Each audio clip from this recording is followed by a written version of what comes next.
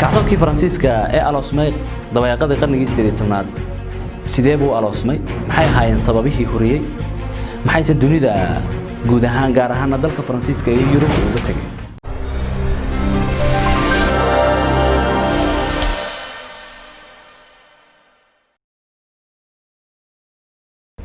nabad dhamaantiinba ku soo dhawaada kulan kale iyo taxanaheeni buug wadaag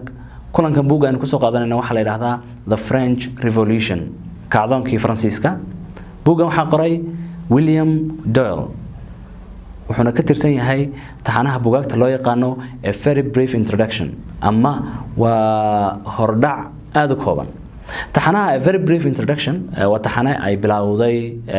madbacadda Oxford 1995 oo macluumaad badan iyo cawaano badan titles badan iyo buugaag badan oo adduunka waxa weeyaan aad looga xiiseeyo lagu soo koobo isla markaana qofka u fudaydiyo xogta uu doonayo ama xogta uu uga baahan yahay arrimo badan ee buugaag badan ka baari lahaa in si kooban oo introduction ama hordhac oo kala ah loogu soo ururiyo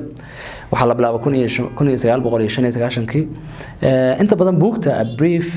Very Brief Introduction series ka tirsanay kama bataan 200 bog waxaana hadda la qoray oo buugaagta taxanaha ka mid noqday in ka badan 600 oo buug oo ku qoran marka 25 luqadood kala duwan William Doyle buugan wuxuu qaybinayaa dhowr qaybood oo ka hadlay marka maxaa keenay kacdoonku inuu dhasho sidee buu u dhashay muxuu dunida uga tagay taariikh ahaan halkee buu maanta kaga jira taariikhda dunida waxyaalaha xiisaha leh oo ka hadlay waxa kamid ah oo aad ku faahfaahinayo maxay ahaayeen sababihii keenay kacdoonka Faransiisku dabayaaqadii qarnigii 18aad wuxuu leeyahay waxyaalaha ugu waaweyn ee keenay kacdoonkaasi waxay ahaayeen arrimo dhaqaalaha dalka Faransiiska oo aad hoos ugu dhacay hayntii dadka iyo macluushii oo aad u badatay wuxuu ka warramaya taalafteeda inay sii dhaleen dagaalo badan oo ay galeen marka boqortooyadii marka joogtay gaar ahaan boqor Louis-kii 14aad saddex dagaal oo isku xigay inuu galay taasoo marka militarigii iyo hubkii iyo dagaaladii uu galay wax badan oo ku waayay dhaqaalaha inta dagaalada ku baxday maaha intii kalena qoyska boqortooyada iyo intii ka agdhoweyd boqorka iyo qoyskiisu inay urursadeen isla markaana iyagu marka raaxays iyo tamashle gaar ah ku qabsadeen halka dadka Faransiisku marka ay ugu dhimanayeen gaajo iyo roodi la'aan ay wadooyinka u taagnaayeen ay u raadinayeen wuxuu ka hadlayaa marka financial crisis ama dhaqaalaha burburka ku dhacay Faransiisku inuu kow ka ahaa arrimihii waaweynaa su'aasha galiyay jiritaanka boqortooyada waxa kale oo marka arrinta caawinay oo garab taagnaa waxay ahayd nidaamka boqortooyada ee marka dhisna Faransiiska oo isaguna ahaa marka nidaam kalitalisa boqorku arrimaha dhaqaale ee wadanka cakiran ee uu marka hogaaminayay waxay ku sii xoojisay in kalitalisnimadiisa marka uu ku sii fogaado in aanu cidna tala ka dhageysan cidda uu doono uu ka eriyo maamulkiisa cidda uu doono uu soo dhaweysto ciddu jeclaadana inuu jeclaado ciddu nacana uu naco oo aanu marka sharci iyo ixtiraam iyo dan uu dadka u maamulayo u hayo marnaba aanu arrimaha ku salayn taasoo marka sii kicisay booqii iyo dareenkii taagnaa dadka waxyaalaha kale xiisaha leh waxa kamid ah buuga ku qoray William Doyle oo leeyahay kacdoonka way sii huriyeen oo waxay ku sii shideen dabka iyo gaasta waxa weeye in cashuurta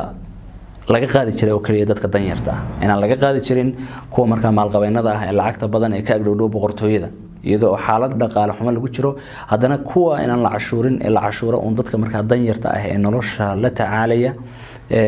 raadinaya marka quutal daruurigooda wuxuu ka warramay marka arrimaha isbarkan oo dadku tuhun marka horeba ka qabeen in marka wasiirkii maaliyadda ee marka boqor Louis-ka 14aad oo la oran jiray marka Necker uu isagu soo saaray warqad uu marka ku faahfaahinaya dhammaan kharashaadka boqortooyada iyo qoyska boqortooyada ku baxa wuxuu marka uu marxaati u furay tuhumkii iyo dareenkii dadku qabeen ee ku saabsanaa marka boqortooyadu inay lacag badan iyadoo dadku gaajoonayaan ay waxaan macna lahayn iyo dalxiis iyo tamashle iyo raaxadooda ay kaga shaqeystaan taasoo iyaduna marka noqotay arrin kale oo weyn isla markaana taariikhi ka noqotay kana mid ah marka waxyaalaha ugu waaweyn ee taariikhda kacdoonka Faransiiska marka la sheegayo aad loo xuso arrintaas marka waxay keentay in boqortooyadii ay kala daadato kala daadashada marka awoodeeda ay daciifto boqorka iyo maamulkiisina marka uu collapse ku dhaco marka waxa isu yimi buu ka hadlayaa States General gole la oran jiray oo marka aan awood badan lahayn kana mid aha marka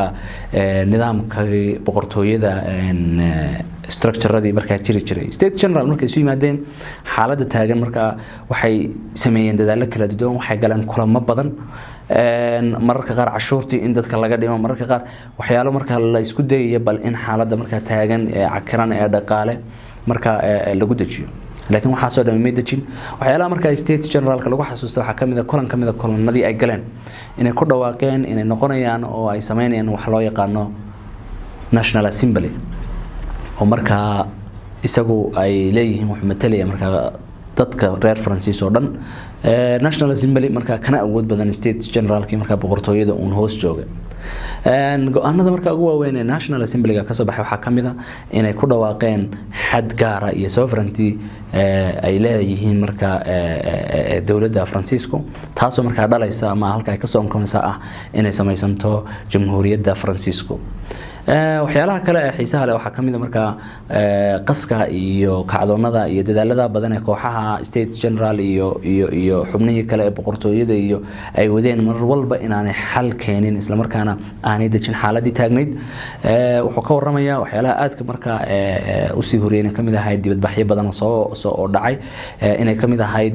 kooxo kale ajandayaal duwan oo mid waliba mar uu si aragti gaar ah oo ku qabay in lagu xalin karo mushkiladda taagan in la sameeyay in markii dambe ay taasi horseeda marka in colaado ay qarxaan in dhiig badan ku daato in maamulkii boqortooyada iyo intii ag joogtay oo gacanta ka baxo in boqorkii la dilo in 100,000 oo qof dadku dhow marka ay ku dhintaan iska hor yimaadiyada iyo mudaharaadada iyo dhalashada u dhalanay marka waxaan taariikhda markii dambe lagu qoray inuu ahaa kacdoonka Faransiisku 100,000 oo qof dad ka badan inay ku dhintaan waxyaalaha kale xiisaha oo ka warramay waxa kamid ah marka in kacdoonada iyo dhibaatooyinka socodiyada lafteeda ay soo baxayeen mar walba dad taariikhda baaldahaba ka galay oo ay kamid yihiin marka hogaamiyihii ciidamada Napoleon oo kale wuxuu ka warramay marka in kacdoonka Faransiisku inuu dhashaa aanay ahayn wax habeen iyo maalin iyo muddo kooban ku dhashay arrimahaas iyo arrimo kale oo badan oo buugga uu aad ugu faahfaahinaya ay keeneen isla markaana uu ku dhex qoray buugga kale iyo tixraacyo kale maadaama buuggan uu yahay brief introduction ku sheegayo waxyaalaha ugu waaweyn ee uu leeyahay waa laga dhaxlay ama uu ka tagayaa oo taariikhda uu ku galaya Faransiiska iyo guud ahaan Yurub iyo dunidaba oo uu dhalay kacdoonkaasi waxa ugu waaweyn marka xorriyadda in xornimadii marka ay heleen dadkii shacabka ahaa ee reer Faransiis isla markaana ay horseeday dawladda kale inay ku daydaan nidaamka Faransiisku qaatay inay iyaguna qaataan marka in xorriyad qofka muwaadinka shacabka u yeesho oo aanu noqon marka qof boqorka hoos jooga wuxuu ka warramayaa kale waxyaalaha dhashay waxa kamid ah in shuruuc la sameeyo marka kala ilaalinaysa marka maamulkii iyo shacabkii oo tusaale ahaan kacdoonka Faransiiska in la sameeyay marka xeerkii marka xuquuqda bini'aadamka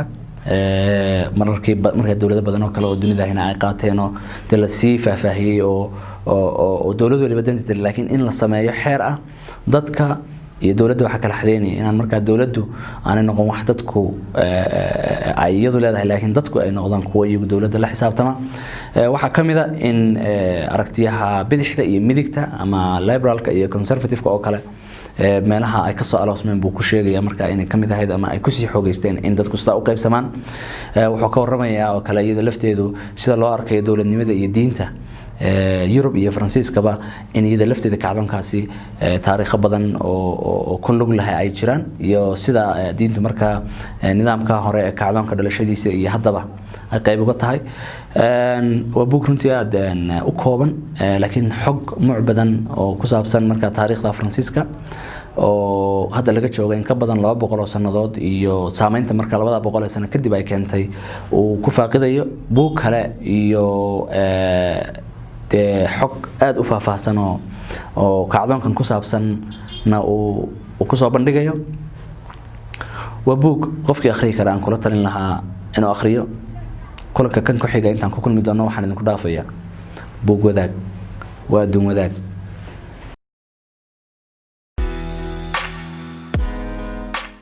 hoyga agabka waxbarashada iyo buugaagta ee Hema Books Hema Books waxaad ka heli kartaa agabka waxbarashada noocyadooda kala gedisan buugaagta dugsiyada barbaarinta hoose dhexe ilaa sare agabka shaybaariyada sayniska iyo guud ahaanba buugaagta akhriska guud oo ku qoran Soomaali, Ingiriisi iyo Carabiba. soo buuqo Hema Books oo baahi tir maskaxdaada.